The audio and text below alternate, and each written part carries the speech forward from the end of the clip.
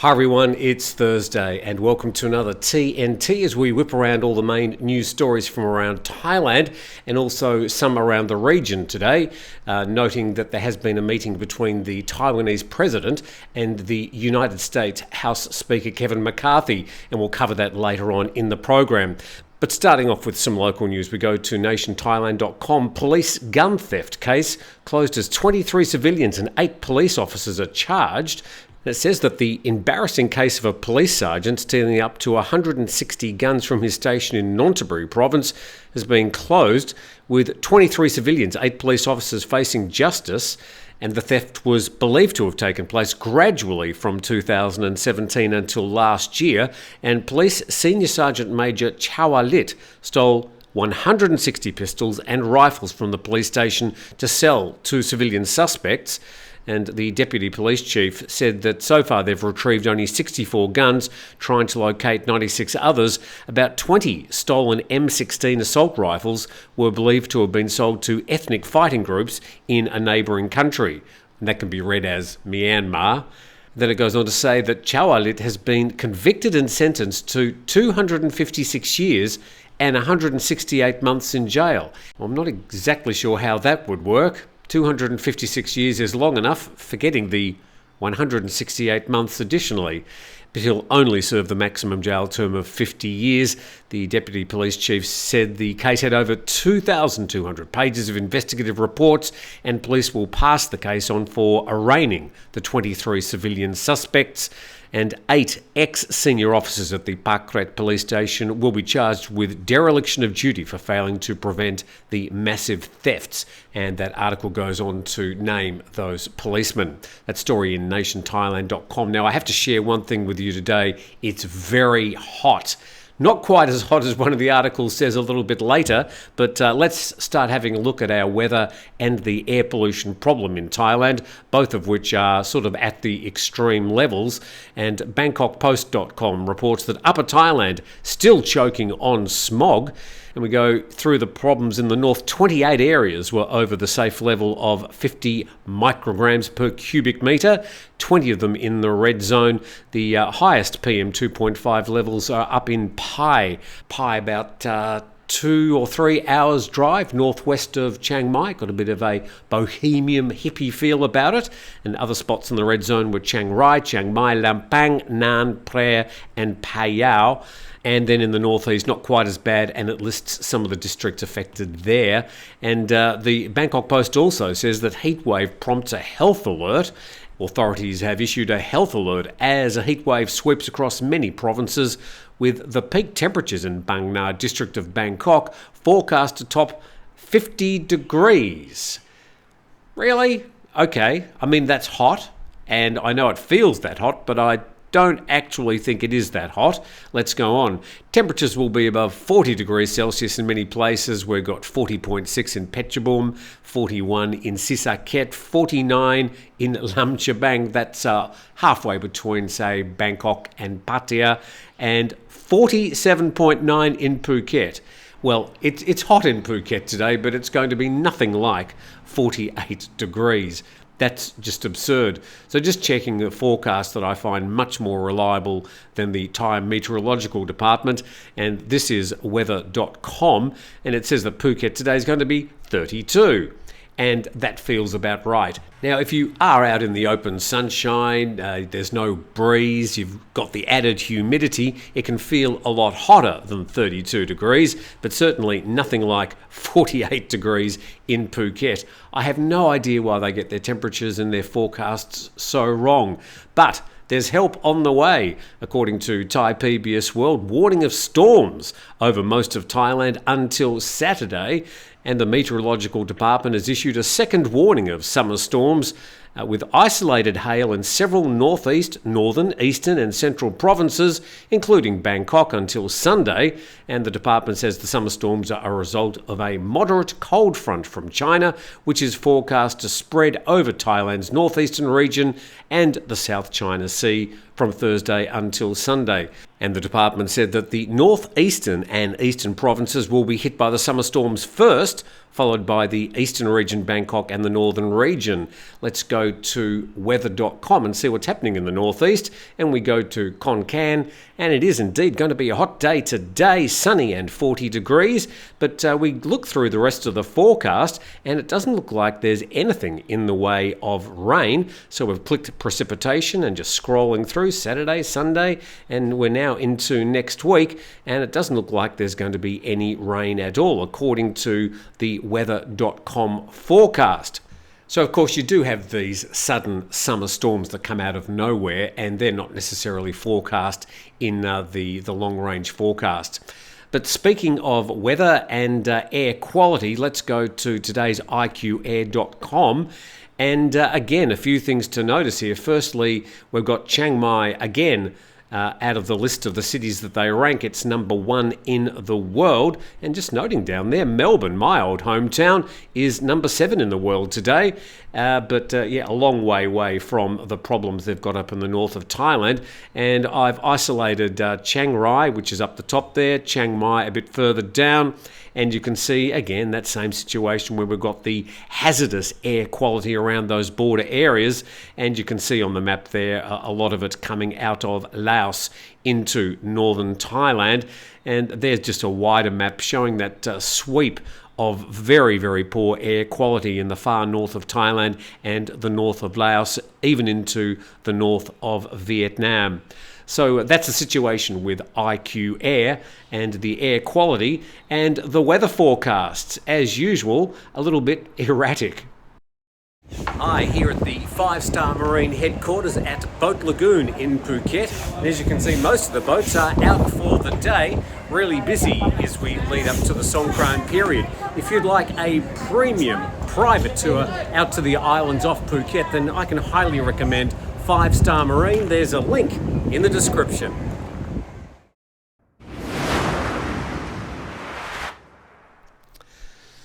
You're on the TNT program. I've got 3 very hot cats just sitting on the floor today, trying to eke out any cool from the tiles. And we go to our next story at Phuket-go.com. Phuket tourist arrivals start to languish in the lead up to Songkran. And the story says arrival numbers have drifted during March as the island moves into its post-Christmas New Year, Chinese New Year tourism phase. During the month, the average number of arrivals have dropped from around 13,000 per day at the start of March to an average of 10,000 people per day by the end of the month. And the story says it's expected to build up again over the next 2 weeks for the Songkran break. And here's the actual numbers. And this is from the Phuket Immigration Department. They post these on their Facebook page.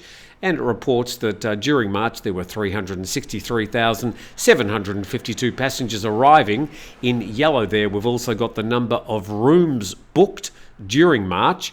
And then over here we can see where those people are coming from. And again, we've got the people from Russia leading the way, followed by people from China now, which are also very prominent around Phuket. Number 3 is people from India. Then 4, the surprise of the last 6 months, people visiting from Kazakhstan. And then we've got people from Germany taking up the number 5 spot. And we can see there on the graph that, I'll just move it up so I'm not in the way, we can see that drop in the number of tourists during March. So certainly there has been a bit of a respite in the high numbers of people we had for the first couple of months this year in Phuket. Now, I don't have the numbers nationally, but I suppose you could say that this is a bit of a microcosm of what's happening around the country. And I think speaking to a lot of general managers and people in the tourism industry, they have seen a fall off of numbers over the last month. And after Songkran, they imagine there's going to be a bit of a flat period, and a lot of them working very hard to try and boost the numbers. I was even at a place last night that was hosting a whole lot of people from France and showing them the delights of one of the Phuket attractions, and there were some 40 or 50 people that had been flown out from France to show them the island of Phuket and hopefully increase bookings from French travellers. You're watching TNT.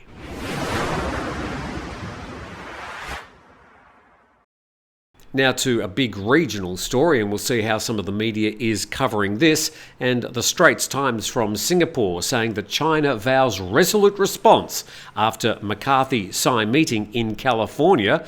And China's foreign ministry yesterday condemned the meeting between the US House Speaker Kevin McCarthy and Taiwan President Tsai Ing-wen in California, noting that this has been reported by Xinhua, which is a Chinese English language media outlet. Ms. Tsai met with a delegation of US politicians from the Republican and Democrat parties during a stopover in the US after visiting Guatemala and Belize.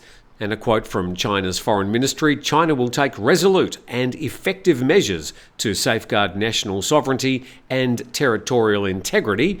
And this is a report from CNN Politics. Taiwan's president warns democracy is under threat. In joint remarks with McCarthy, the Taiwan president Tsai Ing-wen delivered a dire warning that democracy is under threat as she met with the US House Speaker yesterday in California, a highly anticipated event that marked a show of democratic solidarity in defiance of threats from China.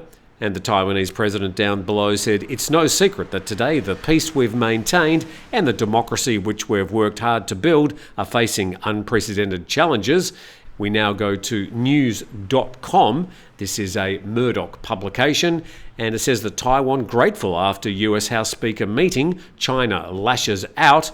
And Tsai Ing-wen, who was greeted by the top Republican in California, said she'd received a warm welcome in the US from politicians on both sides of the aisle. Tsai's visit to California is technically a stopover after a trip to Latin America to see two of Taiwan's dwindling band of official diplomatic allies. And despite its having been ruled separately for more than 70 years, China views Taiwan as part of its territory and has vowed to one day seize it by force if necessary. Quoting the President Xi in a speech sometime or early last year, I believe, Beijing balks at any official contact Taipei has with other countries, insisting there's only one China. And hours after Tsai and McCarthy appeared in front of the cameras, it shot back.